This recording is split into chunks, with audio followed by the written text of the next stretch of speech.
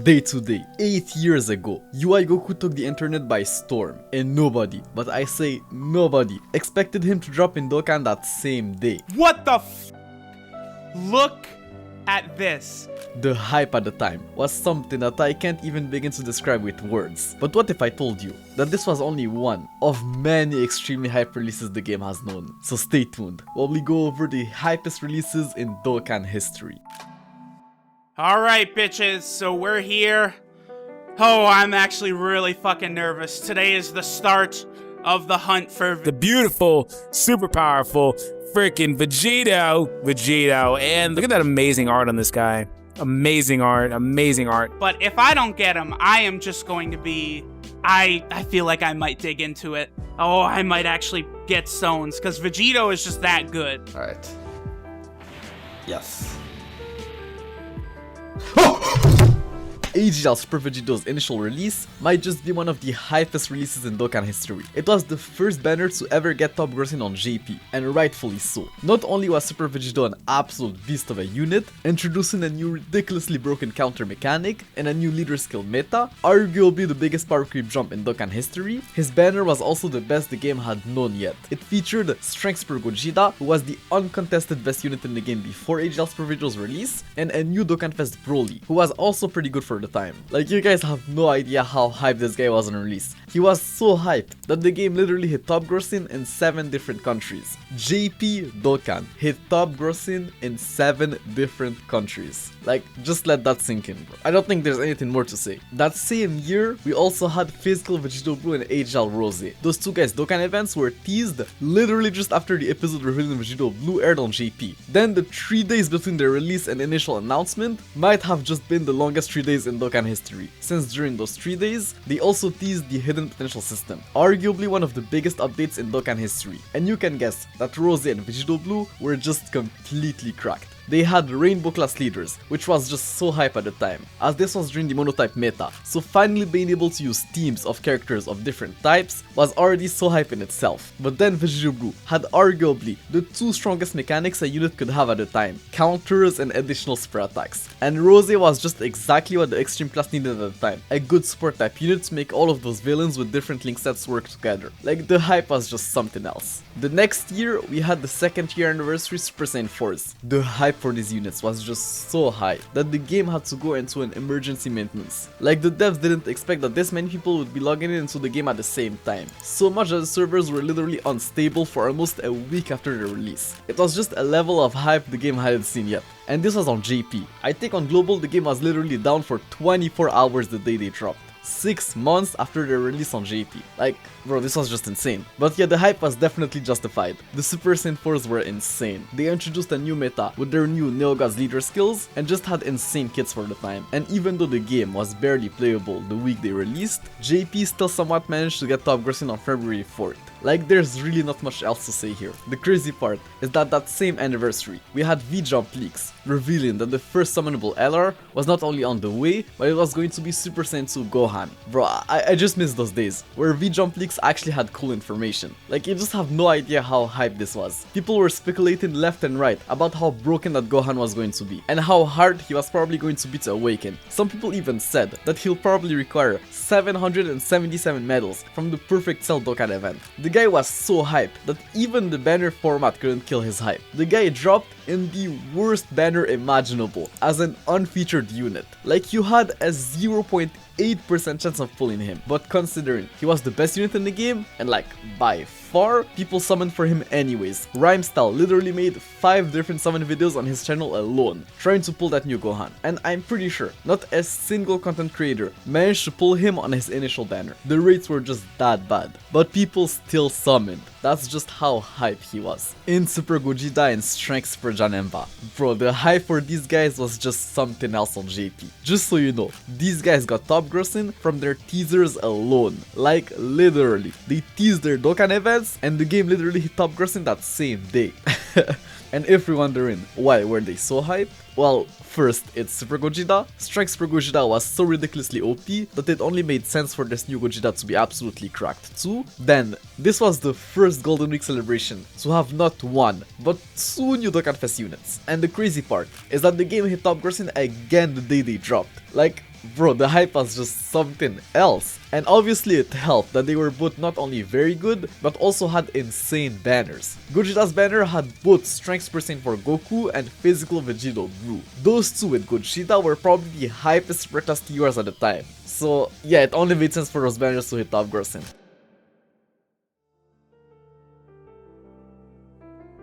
Okay, this is not a drill. What? I don't know what I said. What? Okay, I. Legendary Summon is now on, guys.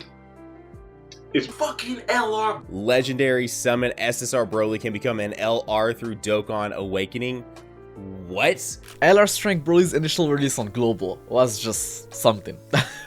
Like, just imagine Global having their first premium release, and it's freaking LR Broly, and he had his own legendary summon banner. Just for context, before him, every summonable LR that released on JP released unfeatured on that double rates banner with horrendous rates. Then Broly came to Global, and sure, his banner was still trash, but it was miles better than whatever JP had at the time. And Broly was just so insane. Like, this guy single-handedly turned the World Tournament into a complete joke and completely killed his Dokkan Fest counterpart overnight. Like, he was just him. Plus it was Z Broly. Z Brolys were just so much more hype back then. Text percent for Gogeta and physical Omega Shenron. Not only were these two completely unexpected, Super Saiyan for Gogeta was one of the most anticipated characters at the time. Most players were almost sure that he was going to be one of the 3rd anniversary headliners. So for them to just drop him like that out of nowhere on both versions alongside Omega Shenron while also having them introduce the category leader skills, yeah, the hype was just on another level. October 8, 2017. Goku had just unlocked a new form in the latest episode of Dragon Ball Super. A form that at the time was known as Limit Breaker Goku. Like, bro, that new form real name hadn't even been revealed yet. And the guy dropped the day the episode aired. Like, brother, I can only begin to imagine how hype this was. Like, think about it. Nowadays, Dokkan is like the last game to get the new characters, and they still managed to make it hype. So imagine having the character drop the same day as they were revealed. Absolute craziness. Like, bro, the guy dropped so early that he didn't even have a Dokkan Awakening yet, as his Dokkan Awakening was going to spoil the final form of his new transformation. A Dokkan Awakening that was actually just as hype as his initial release. The banner they dropped alongside his Dokkan Awakening is, as far as I know, the first banner in Dokkan history to hit top grossing twice. And the second top grossing rewards were also the first time they ever gave 100 Dragon Stones as top grossing rewards. Like, UI Goku's Awakening was already insanely hype, as he had the newly introduced transforming mechanic that was literally introduced like not even a month ago, was an insane card, had an insane leader skill, like the guy was just crazy. But then on top of that, they gave everyone 100 Dragon Stones for free. Like, bro, this guy came after possibly the driest anniversary in Dokkan history, where they essentially gave no stones. Like, the whole 3rd year anniversary gave about 200 stones. So them giving 100 stones just like that was insane, and just made his whole celebration even more hype. Now, before UI Goku's Dokkan Awakening, we also had the release of Tech Vegito Blue and Strength Rose. Even though they were basically just a reborn of Physical Vegito Blue and AGL Rose from the previous years, they were somehow still as hype, and possibly even more hype than their initial counterparts. Like, Vegito Blue and Rose are just those guys. But I guess it also helped that they were insane. Vegito Blue was like the hardest hitting TUR in the game, and Strength Rose was just a phenomenal super type unit and had arguably the strongest team in the game on release, or at the very least the best extreme class team in the game. Their banners were also pretty good for the time, so it definitely helped to fuel the hype. Now, even though the 3rd year anniversary was one of the worst anniversaries ever, while also misleading everyone into thinking that the headliners were going to be Planet Namek Saga related, the 3rd year anniversary LRs are still some of the hypest cards to ever release. And I guess you could say that the fact that nobody expected them helped. Like, they literally just dropped not only the first anniversary LRs, but the first Dokkan Fest LRs, and the first units with the transferring mechanic. Like, bro, the hype was just was just something else. If you think about it, this was objectively one of the worst anniversaries, but a lot of players, including myself, still have a soft spot for that anniversary, just because of the nostalgia and hype from those cards. LR Tech Goku and Frieza. Those guys got leaked literally a month before their release, and they were still hype for multiple reasons. They were the best unit in the game, and by far, hardest hidden turn 1 unit in the game, best leader skill, amazing link set, then Dragon Ball Super had just ended earlier that year. So there was still a lot of hype surrounding that moment, especially for global players, who were still behind in terms of Dragon Ball Super releases. And bro, these guys had amazing animations, by far the best animations in the game. Literally a first glance at the upcoming Mother Dokkan animations. So yeah, this was just so hype. Int transforming Goku Black. As surprising as it may sound, this random monthly Dokkan Fest was insanely hype on release. He literally hit top grossing on JP, and that's considering the fact that the guy dropped after a worldwide celebration, and right before the release of the Dragon Ball Super movie T-Wars. And the hype is completely understandable. He had some of the best animations in the game. His SSR card art is still one of the best SSR art in the game, and well, his banner was just phenomenal. It didn't feature a single bad unit. Like, his banner was still insane by the time it came to global. Dragon Ball Super Broly and Gogeta. You just had to be there. Those guys were on a level of hype that I can't even begin to describe, especially if you were watching Truth at the time. The guy was hyping up those units for months, and the should you summon video he dropped for them is just so iconic.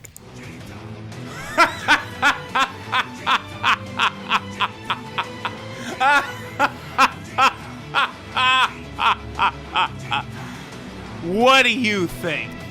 And bro, these guys' animations were just insane, as well as their kits. They were the first units to lead 2 categories, which just fueled the hype even more. I still remember watching the Dragon Ball Super Broly movie, then just dying from the wait, as those guys came almost a month after the movie's initial release on global. But they were just so hyped that it didn't even matter. Like, it was crazy. The LR's Percent Force, even though they were just a rerun of their 2nd year anniversary counterparts, their initial appearance in the game was so hype that the hype somehow carried over to their LRs, even though the LRs had subpar animations and card arts. The Super Saiyan 4s just had that aura back then. They were just them. LR Tech Broly's initial release on global was just insanely hype. Like a global first LR. Brother, what? And it was an LR Z Broly who was not only a transforming unit, but who was also crazy good. Like bro, his active skill turn was just something else. Even JP players who were 6 months ahead weren't used to seeing such high attack stats. I still remember JP players being extremely mad on Twitter. They literally thought that it was unfair for global to get such a cool unit as a global first. Like, think about it,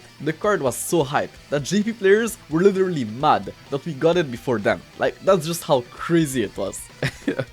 The 300 million download celebration LRs. I still remember watching the live stream where we first saw them. Like, this was probably the hypest I've ever been playing the game. Like, to start off, I remember one of the French leakers hyping up that download celebration by saying that players are going to be very happy about what's coming next. Then nobody expected the download celebration headliners to be LRs, let alone transforming Dokkan Fest LRs with active skills. And it was Gohan and Cell. Like bro, this was just so hype. Like sure, the new units had their flaws, but they were still phenomenal. Gohan was arguably a top 3 unit in the game on release, and Cell was definitely one of the best SBR units in the game. And the fact that it was shared across both versions just made it so hype. Like, download celebrations before the sync were, in my opinion, as a global player, the hypest celebrations of the year. Like, it was just something else. The 5th year anniversary fusions. To this day, those are still the highest grossing banners in the history of this game, meaning they're the release that printed the most amount of money, and it's completely justified. Like, we all know how hype standalone fusions are, so imagine transforming standalone fusions with insane animations and very fun kits for the time. Like, using the blue fusions in the legendary Goku event might possibly be the most fun I've had playing this game. Like, sure, they were, in my opinion, the worst anniversary LRs. Kit wise, they weren't that great in base and took forever to build up transformed, but seeing them getting stronger and stronger each turn was just so fun, as well as their active skill turns. Like bro, those active skill turns were just so hype, especially if you were able to finish off the enemy with their active skills. Those skill screens were just so crisp, like bro, they looked so good. Like honestly, all of their animations were just insane. Like Gogeta Blue's 12 key super attack is still to this day one of my favorite animations in the game. Like I genuinely have no idea how Dokkan released those cards and didn't quickly come to the conclusion that standalone fusions are the big sellers of this game. Imagine if the last download celebration, Vegito was a standalone card and not an active skill transformation. Just imagine how hype this would have been. Now, we all know how hype the first part of the 50th year anniversary was, but before the introduction of Carnival LRs, the second part of the 50th year anniversary was probably the hypest part 2 of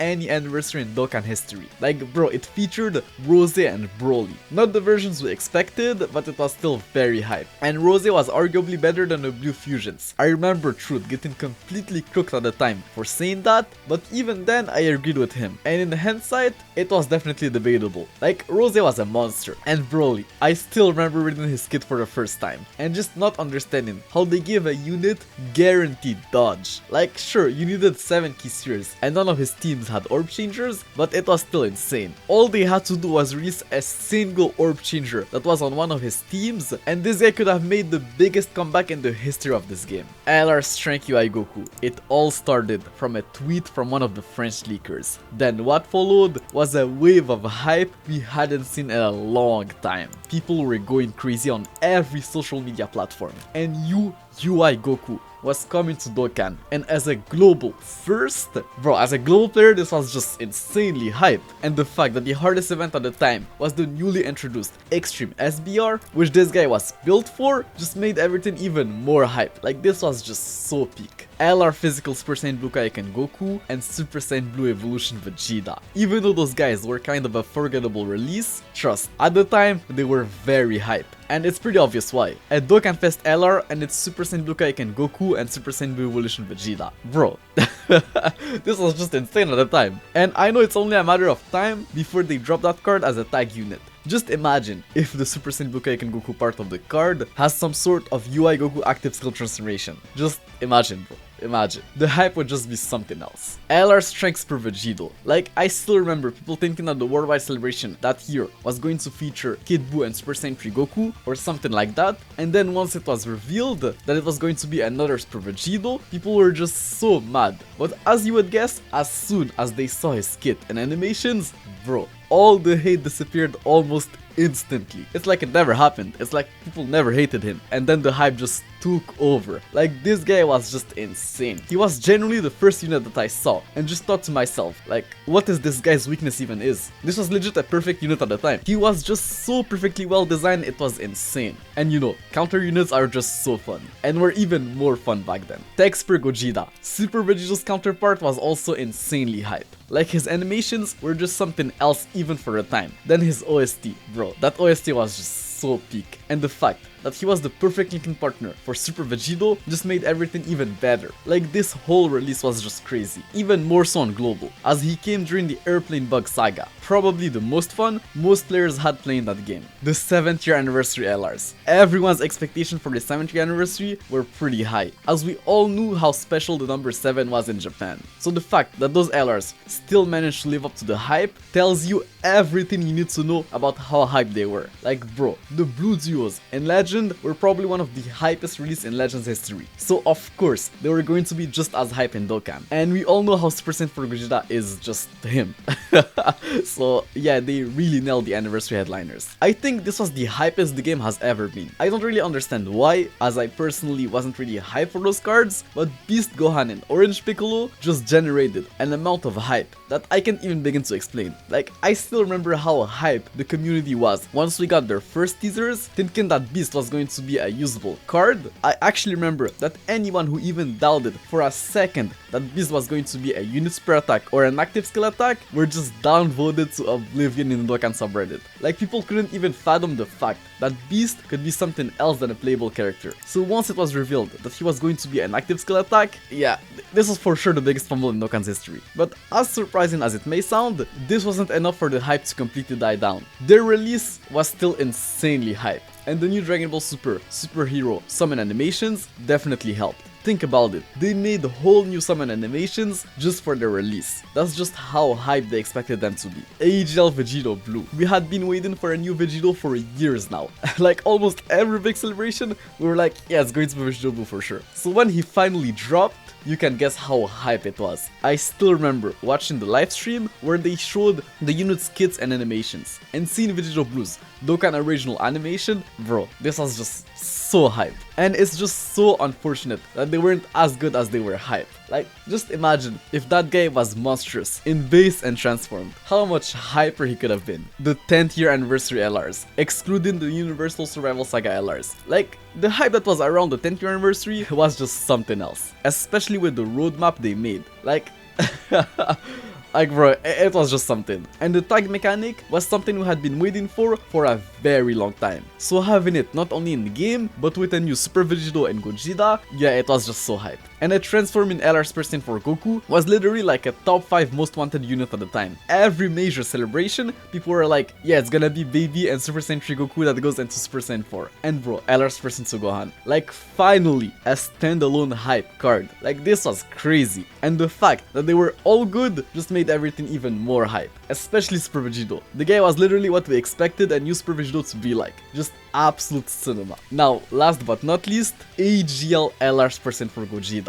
Bro, the level of hype that guy generated was something I hadn't seen since the Dragon Ball Super movie LRs. It was just something else. He was trending literally everywhere, and rightfully so. It was a new standalone fusion with Dokkan original animations. Like, it really can't get better than that. Like, this is literally the pinnacle of hype. Now, this is it for today's video. Dokkan has had so many hype releases throughout the years. Like, this whole game is just built upon that I honestly just couldn't name them all. Like, I didn't mention all of the anniversary headliners, but if you really want to get technical, they were honestly all hype. At least the part 1 units. I think the only anniversary where the headliners were maybe not that hype was the 8th year anniversary, and that's just because Omatsu sold by telling everyone that the anniversary wasn't going to be something we had seen before. Also, the fact that Percent for Vegeta was one of the headliners 2 years in a row didn't help, but it was an anniversary, so it was still more hype than like the average celebration. But I really tried to cover the hypest releases possible in this video, so yeah, that's pretty much it. Thank you for watching, and I'll catch you in the next video. Take care, peace.